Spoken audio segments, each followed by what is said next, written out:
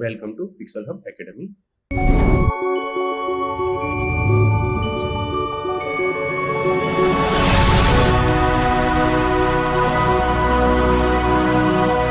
હવે આજે આપણે જોવાનું છે મંડાલા આર્ટ. તો મંડાલા આર્ટ વેક્ટરમાં કેમનું બનશે? તો ફર્સ્ટ અહીંયાથી આપણે એક લાઈન ડ્રો કરી દઈએ. આપણે શિફ્ટ પ્રેસ કરીશ એટલે સ્ટ્રેટ લાઈન થશે આપણી, બરાબર છે. પછી સિલેક્શન ટૂલથી હું સિલેક્ટ કરીશ, એડિટમાં જઈશ, કોપી, ફરી એડિટમાં જઈશ અને પેસ્ટ ઇન અ પ્લેસ, એટલે એ જગ્યા ઉપર પેસ્ટ થઈ. પછી ત્યાંથી હું ઉપર જઈશ અને શિફ્ટ પ્રેસ કરીને હું એને લાઈક હોરિઝોન્ટલ આપણે સેટ કરી દઈએ. હવે હું બે લાઈનને સિલેક્ટ કરું છું. અલાઇનમેન્ટ્સ આપણે અહીંથી અલાઇનમેન્ટ્સ કરવાનું છે, તો અહીંયા ચેક કરી લઈએ. અલાઇન ટુ આર્ટબોર્ડ આવી ગયું. આપણે આર્ટબોર્ડ અહીંયા તમારે ચેક કરવાનું છે કે અલાઇન ટુ આર્ટબોર્ડ હોવું જરૂરી છે.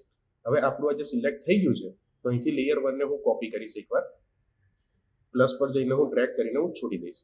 હવે જે આપણું જે મેઇન છે અહીંયા લખી દઈશું આપણે રેફરન્સ, અને ઉપરનું લેયર છે ત્યાં આગળ મંડાલા, રાઈટ. હવે મંડાલા છે એને આપણે અહીંથી હાઈડ કરી દઈએ અને લોક કરી દઈએ. લોક નહીં કરો તો બી ચાલશે. હવે જે રેફરન્સ છે, રેફરન્સમાં આપણી આડી લાઈન છે, તો એને લાઈક હું અહીંથી ડિલીટ કરી દઉં છું.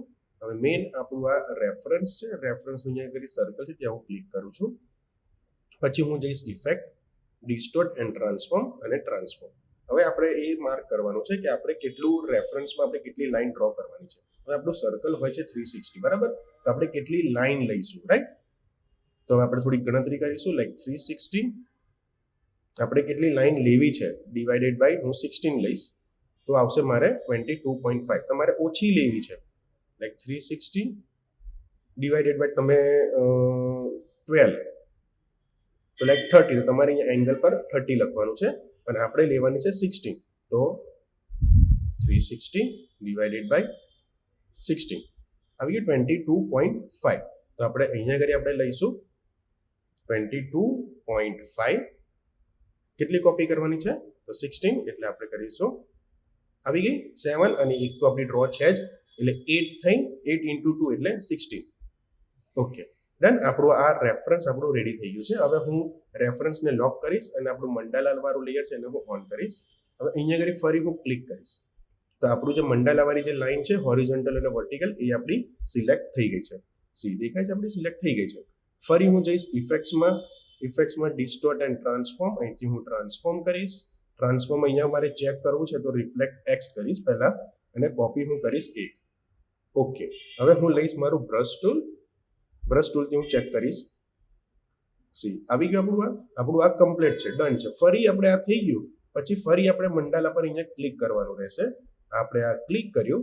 ફરી હું ઇફેક્ટ પર જઈશ, ડિસ્ટોર્ટ એન્ડ ટ્રાન્સફોર્મ પર જઈશું આપણે, અપ્લાય ન્યૂ ઇફેક્ટ્સ. આ આવું જરૂરી છે. થઈ ગયું. હવે આપણે અહીંયા શું લખવાનું? તો આગળ જે આપણે રેફરન્સમાં લખ્યું 22.5, અહીંયા કરી આપણે 16 થવા જોઈએ. થઈ ગયું 15. એક આપણે ડ્રો કરી એટલે 16, અહીંથી આપણે કરીએ ઓકે. તો હવે તમારે અહીંયા શું કરવું છે? તમારી આ લાઈનને ડિલીટ કરવી છે, તો લાઈક સિલેક્શન ટૂલથી આજે આપણે લાઈન ડ્રો કરી છે એને હું ડિલીટ કરું. ફરી હું અહીંયાથી બ્રશ ટૂલ લઉં છું.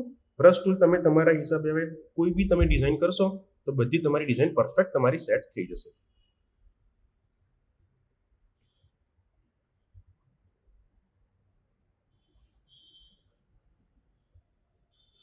તમે સ્ટ્રેટ લાઇન બી લઈ શકો છો, પેન ટૂલ બી યુઝ કરી શકો છો, પેન્સિલ બી યુઝ કરી શકો છો. અહીંથી આપણે લાઇન સેગમેન્ટ્સ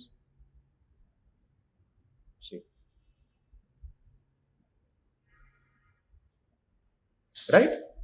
સી અહીંયા તમે આ રીતનું ડ્રો કર્યું. હવે તમારે કલર ચેન્જ કરવો છે, તો અહીંયા હું સિમ્પલ સિલેક્ટ કરીશ. આપણે સિલેક્શન ટૂલથી સિલેક્ટ કરવાનું છે, રાઈટ. ડાયરેક્ટ સિલેક્શન ટૂલથી નહીં.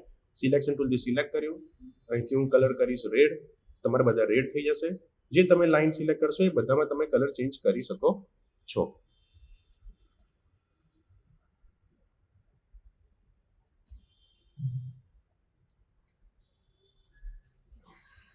ઓકે, થઈ ગયું તમારું મંડાલા આર્ટ. Okay, thank you.